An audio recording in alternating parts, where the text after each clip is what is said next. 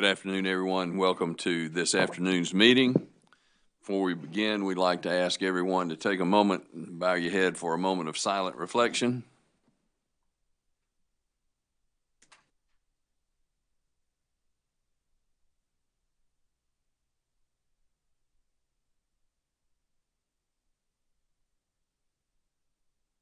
And thank you. Mr. Pratt.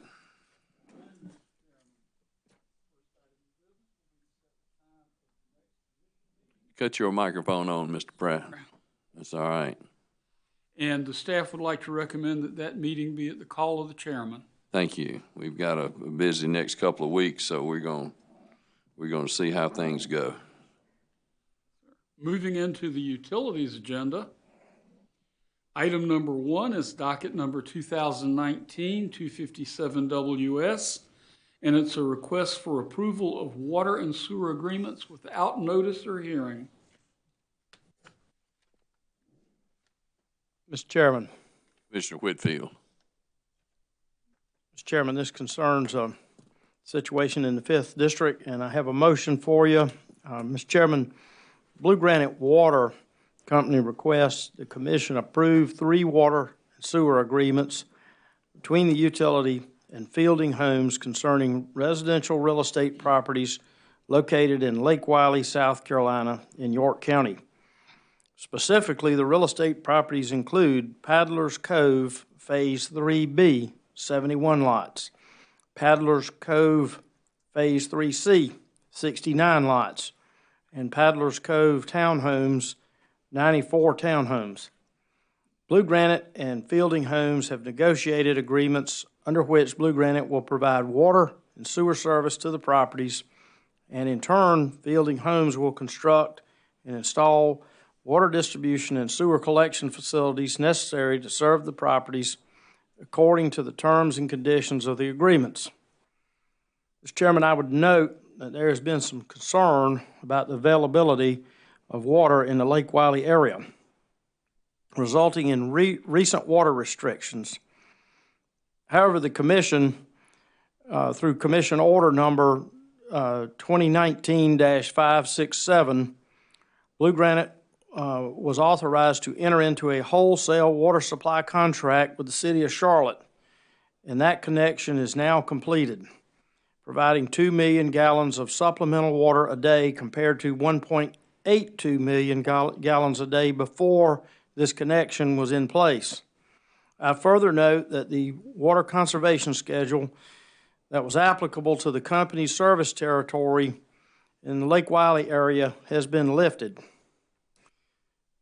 Mr. Chairman, I would also note that the Office of Regulatory Staff has reviewed this matter and recommends that the company submit a water management plan, but otherwise does not object to the approval of the contracts. Blue Granite agrees with ORS regarding the water management plan and states that it could file a plan by March 1, 2020. Given this, Mr. Chairman, I move that we approve the contracts as described above and require that Blue Granite submit a water management plan to ORS and to the Commission by March 1, 2020 that contains detailed information regarding the issues outlined by ORS, specifically conservation, maintenance of supply, and minimization of adverse impacts of water supply shortages. Mr. Chairman, I so move. Thank you. You've heard Commissioner Whitfield's motion. Are there questions or comments? Mr. Chairman. Commissioner Belser. Mr. Chairman, because these are properties that are under development, are not homes with current customers in there, I support Commissioner Whitfield's motion. But I just want to note that, as I said, these are areas that are under development. No current customers in these subdivisions would be impacted, and therefore I can support the request for waiver of notice and hearing. Thank you. Thank you. Any other questions or comments? Not all in favor, please say aye. Aye. All opposed, no. And the motion carries. Thank you.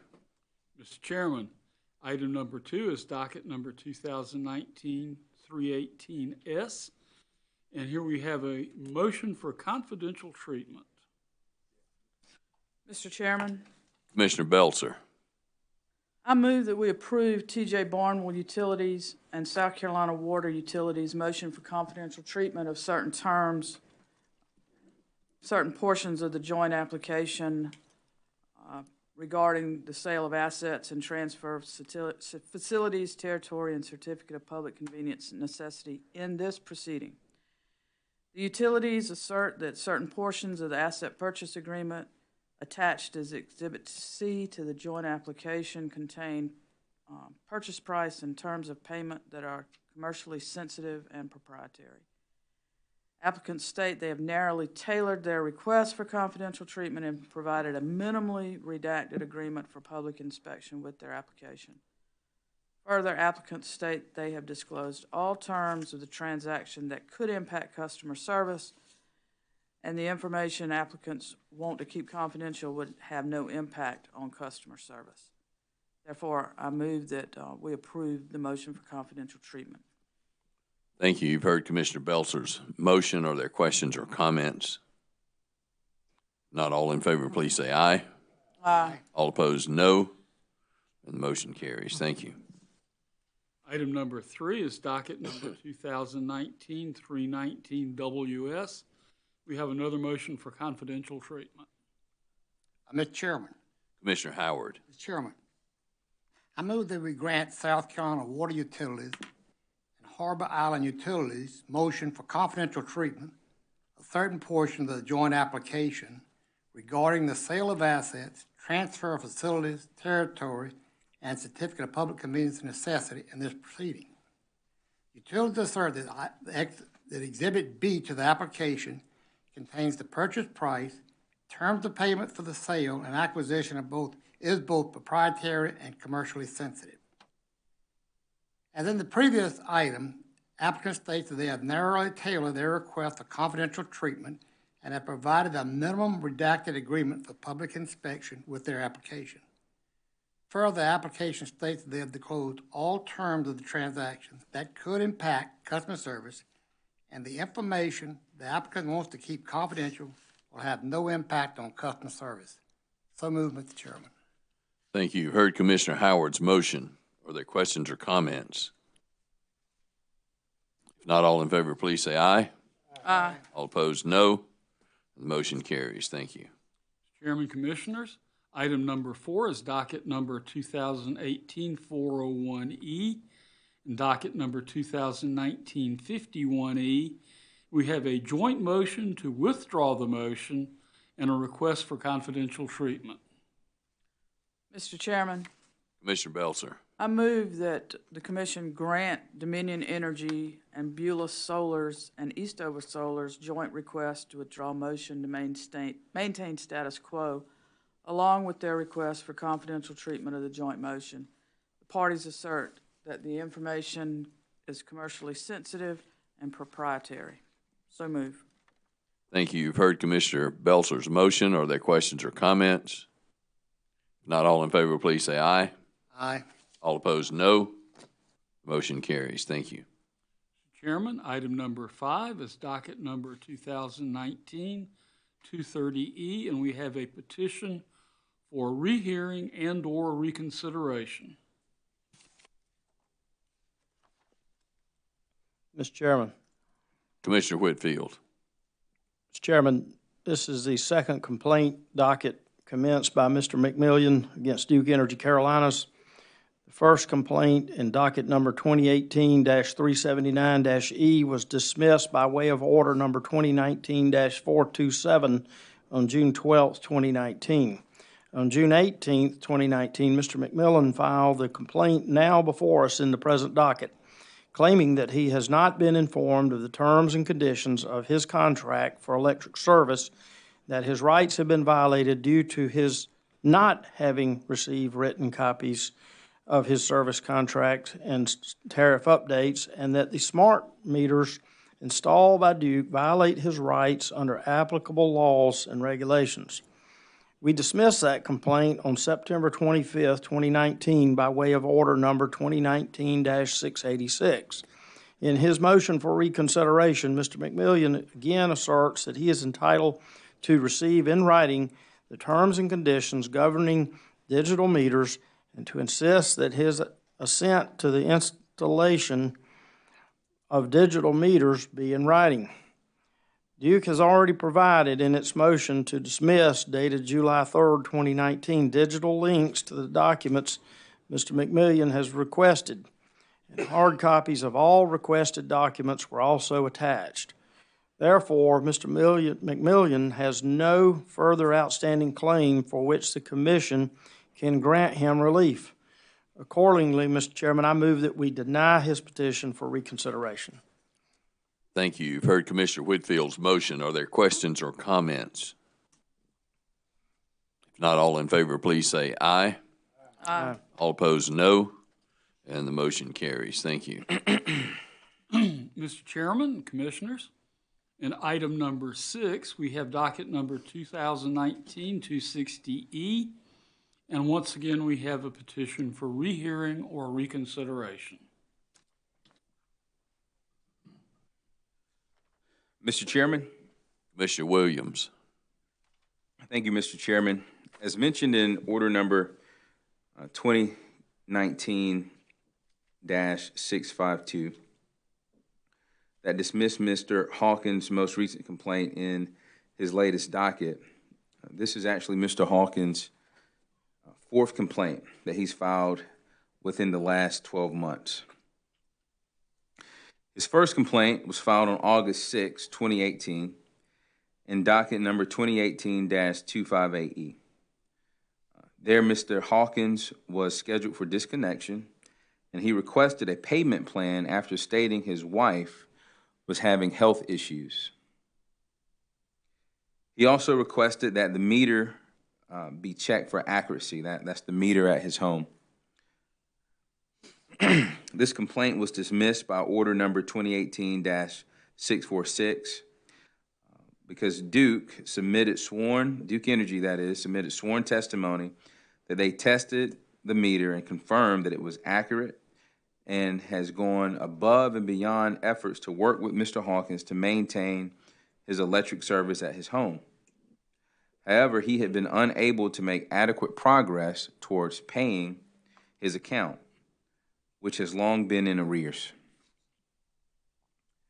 On February 20th, 2019, in docket number 2019-74-E, Mr. Hawkins filed his second complaint, stating that in order to receive help paying bills from a local aid agency, he would have to be placed at the head of the bill instead of his wife.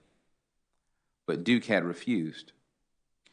He also submitted an email that provided the death certificate of his daughter, who had recently died in a very tragic way, stating that he had advised Duke of her death and had to get assistance from churches and family members to assist with the cost of her death. After the Commission's hearing examiner in this docket instructed Duke to contact the aid agency by order number 2019-49-HA to determine the requirement regarding the aid to the primary account holder, Duke responded that it reached out to Sunbelt Human Advancement Resources, also known as SHARE, which administers the Low Income Energy Assistance Program, referenced by Mr. Hawkins. In Duke's report required by the order, they stated that SHARE representatives were familiar with Mr. Hawkins' previous contacts with the agency and advised that the account holder's status on the electricity account has no bearing on whether an applicant receives aid. I note here, Mr. Chairman, that Mr. Hawkins never responded about the account status. This complaint was ultimately dismissed on May 1st, 2019 by order number 2019-319 because Mr. Hawkins failed to allege any violation upon which relief could be granted.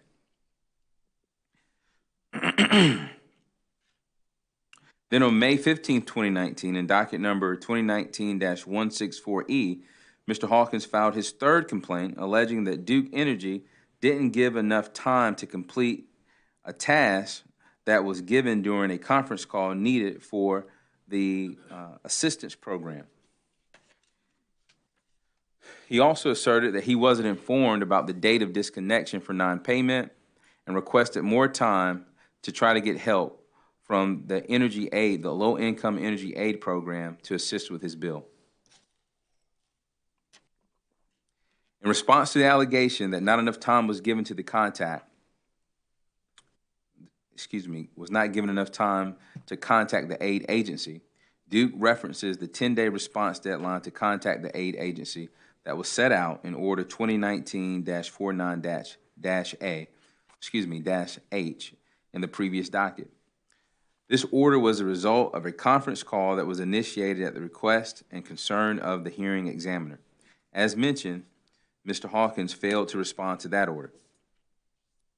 In response to the allegation that he wasn't informed of impending disconnection, Duke stated that the company hung door hangers on the door of Mr. Hawkins' service address, notifying him of the anticipated service disconnection on May 2nd, 2019, and on May 3rd, 2019.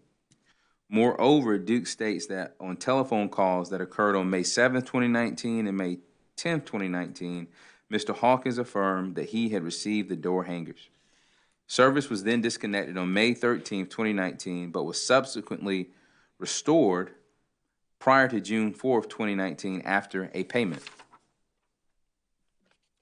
Again, the complaint in docket 2019-164E was dismissed on June 19th, 2019 by order number 2019-449. The order stated that Mr. Hawkins had alleged no violation of commission rule or statute.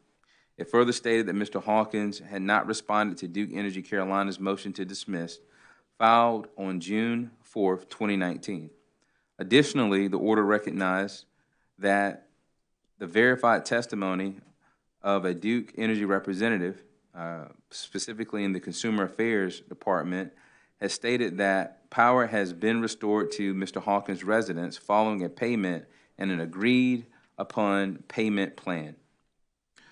On July 29, 2019, in this current docket, Mr. Hawkins filed his most recent complaint requesting that the commission replace his Duke account representative, alleging that his payment plan terms had been improperly changed, stating that his account representative was aware that the aid agency would not provide assistance and requesting a new payment arrangement.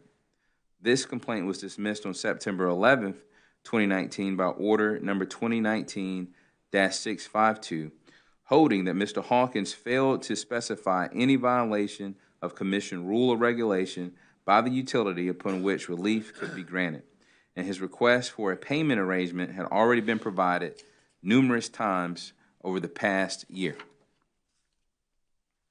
On September 13, 2019, Mr. Hawkins sent an email to the parties and the hearing examiner requesting rehearing of order number 2019-652 to afford him the opportunity to submit the needed documentation to support the complaint.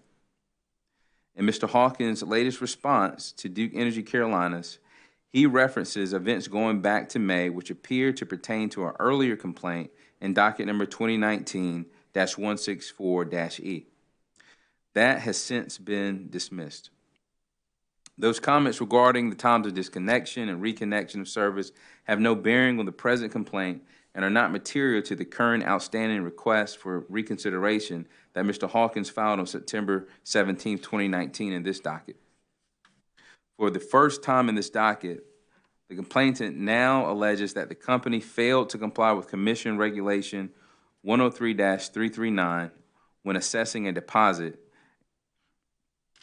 and the company did not comply with Commission Rule 103-352, subparagraph C, subparagraph D, and G. Aside from the impropriety of raising these arguments only upon reconsideration, Regulations 103-352C and D concern arrangements for deferred payment plans and a mandate that electric utilities advise customers about local service agencies that may be able to provide assistance.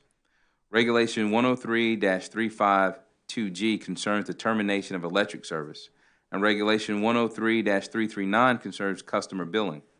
Based on the content of those regulations and the conclusory or non-responsive nature of the complainant's allegations, I find and conclude that none of the alleged violations of these regulations have merit.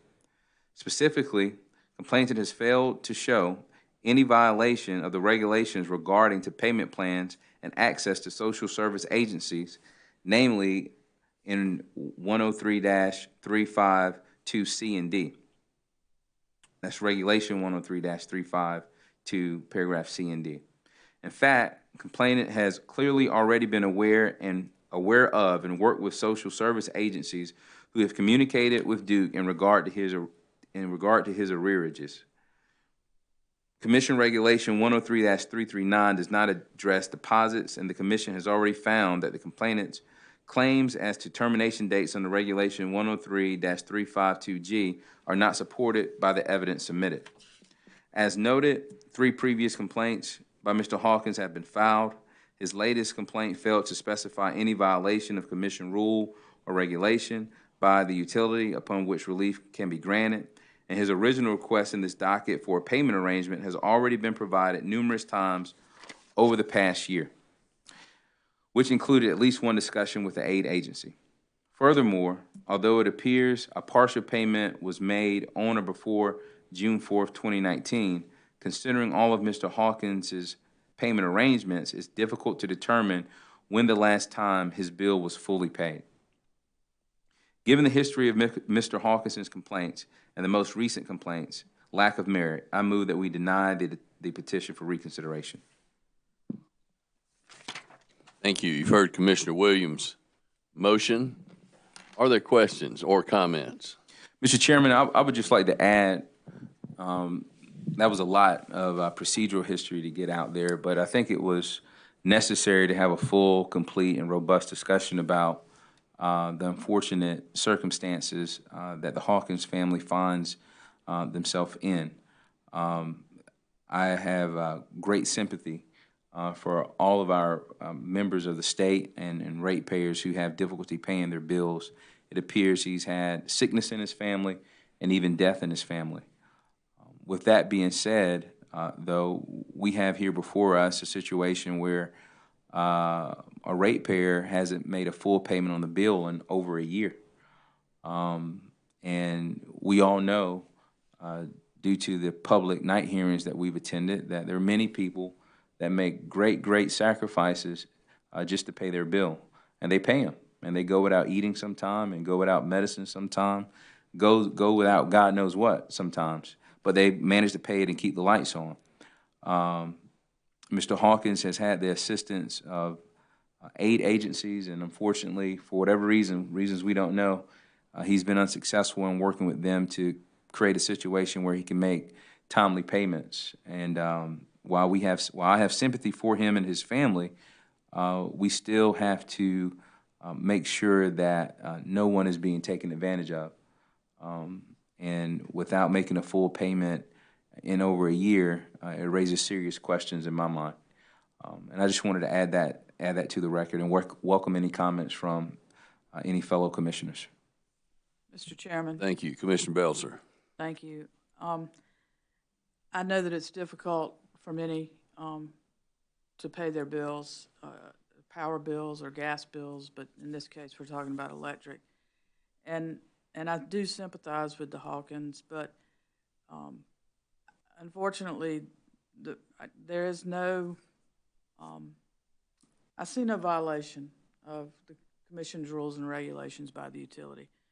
I would note that in Regulation 103-331 under customer deposits that the utility may require from any customer or a deposit if the customer has had his service terminated for non-payment or fraudulent use, and fraudulent use is not the circumstance here. Or, let me see, there's a part about a customer has no deposit and presently is delinquent in payments and has had 2 consecutive 30-day arrears or more than 2 non-consecutive 30-day arrears in the past 24 months. So there's certainly, the company seems to be within its rights to, or and in compliance with the regulations to require a deposit. I also note that under 103-352, subsection C, in part it says, if a customer who's under a deferred payment plan fails to conform to the terms and conditions of such deferred payment plan, the electrical utility may terminate service upon 3 days written notice if personally delivered, or upon 5 days notice by mail. And there has been evidence presented by the utility by way of affidavit that termination was preceded by door hangers to provide personal, and I believe even the representative indicated that Mr. Hawkins had indicated they had received those door hangers. So while sympathetic to his situation, I agree with the motion and will be voting aye. Thank you. Thank you. Mr. Any Chairman, other- right before we vote, Sir, Commissioner Williams. I forgot to give credit where credit is due. I want to credit the commission staff because we directed them to thoroughly research Mr. Hawkins's situation. We required Duke to check their meter when the complaint was made that the meter was busted or something was wrong with the meter. We required them to go out and check the meter. They came back and the meter was working properly. We required them to follow up with the aid agency. We got the answers back from the aid agency and did everything we could do there, and even followed up with the Consumer Affairs Department at Duke Energy. And so I wanted to commend the commission staff for giving this complaint every opportunity to not necessarily be heard, but to make sure all the facts were there. And without their work, we wouldn't be able to have such a detailed record so we could feel comfortable about the decision we're making here today. Thank you. Commissioners, any other questions or comments? If not, all in favor, please say aye. All opposed, no. The motion carries. Thank you. Mr. Chairman and Commissioners, item number 7, we have docket number 2019-209E. And here we have request to hold Dominion Energy South Carolina's Incorporated request in abeyance, and also a request for the commission to allow participation in a proceeding. Mr. Chairman. Commissioner Howard. Chairman, by letter dated September the 13th, 2019, Dominion Energy requested the Commission authorize it to implement the VRE rider filed in this docket based on the record before the Commission and at the Commission's earliest convenience. The Office of Regulatory Staff states that it is in the process of reviewing the matter and intends to issue discovery to Dominion. ORS requested the Commission allow its time to receive and review the responses to such discovery and submit a recommendation to the Commission before the Commission rules on the request. I move we grant the Office of Regulatory Staff request to hold this matter in abeyance pending discovery, at which time ORS has committed to submitting a recommendation to the Commission. After review of their recommendation, the Commission will rule on all parties' requests regarding the proceedings. So moved, Mr. Chairman. Thank you. You've heard Commissioner Howard's motion. Are there questions or comments? If not, all in favor, please say aye. All opposed, no. The motion carries. Thank you. Chairman, other commissioners. Item number 8, we have docket number 2019-298E. We have an application for authorization to issue and sell securities. Mr. Chairman, Commissioner Irvin. Duke Energy Progress is seeking to issue and sell a maximum of $3.5 billion in aggregate principal amount of any or a combination of the following securities: long-term debt securities, long-term bank borrowing, tax-exempt bond obligations, and finance lease obligations. Existing long-term debt outstanding as of March 31, 2019 totals nearly $8.8 billion. In its request, Duke Energy Progress proposes that the securities will be used for 4 general purposes. First, the purchase or redemption of the company's outstanding higher-cost securities. Second, refunding maturing securities. Third, financing ongoing construction. And fourth, for the company's general purposes as allowable by law. Duke Energy Progress states that roughly $425.1 million of a previously granted authority of $3.5 billion under Commission Order Number 2017-63 remains, and requests that the remaining authority be terminated. ORS has reviewed this request and has no objection for authorization to issue the sale securities and recommends approval of the filings submitted by the company. Therefore, I move that we approve the request. So moved. Thank you. You've heard Commissioner Irvin's motion. Are there questions or comments? Not all in favor, please say aye. Aye. All opposed, no. And the motion carries. Thank you. Mr. Chairman, other commissioners, item number 9 involves non-docketed item number 2019-11E and a presentation from commission staff. Mr. Chairman, Commissioner Belzer. I believe it was 2 weeks ago. I could be losing track of time, but I think it was 2 commission meetings ago anyway that our chief clerk and Mr. Scarborough made a presentation on some of the remaining requirements of Act 62, the South Carolina Energy Freedom Act.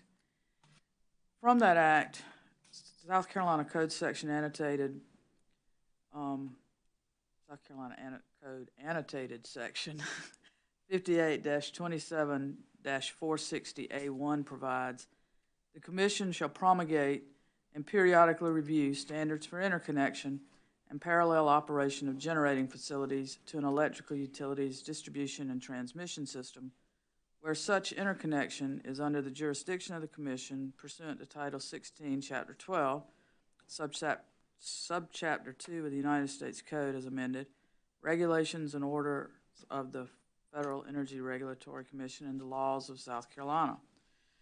Each electrical utility shall implement such standards in a fair, non-discriminatory manner. Section 58-27-460A2 provides, the Commission shall, within 6 months of the effective date of the amendments to this section, establish proceedings for the purpose of considering revisions to the standards promulgated pursuant to this section. In developing such revisions, the Commission may consider any issue which, in the exercise of its discretion, the Commission deems relevant to improving the fairness and effectiveness of the procedures. Based on Act 62, I move that the Commission staff open a docket for proceeding to address these directives contained in South Carolina Annotated Section 58-27-460A. I so move. Thank you. You've heard Commissioner Belzer's motion. Are there questions or comments? If not, all in favor, please say aye. Aye. All opposed, no. And the motion carries. Thank you. Mr. Chairman and Commissioners, that concludes our utilities agenda. Moving to our transportation agenda, the first 5 items are new Class C applications and may be taken together. Item number 1 is docket number 2019-316T, and that's Gregory Green, DBA Strong Taxi. Item number 2 is docket number 2019-317T, Kind World LLC. Item number 3 is docket number 2019-320T, Ernest Ishmael, DBA HB Services. Item number 4 is docket number 2019-321T, Charleston Touch of Class Transportation Services, LLC. And item number 5 is docket number 2019-322T, Dolores Murray and Terrence Anderson, DBA D&T Transportation. Mr. Chairman. Commissioner Hamilton. Mr. Chairman, I would move that we approve the new applications and items 1 through 5 as identified by Mr. Pratt. So moved, Mr. Chair. Thank you. You've heard Commissioner Hamilton's motion. Are there questions or comments? Not all in favor, please say aye. Aye. All opposed, no. The motion carries. Thank you. Mr. Chairman, Commissioners, in item number 6, docket number 2019-203T, we have a request for an extension of time.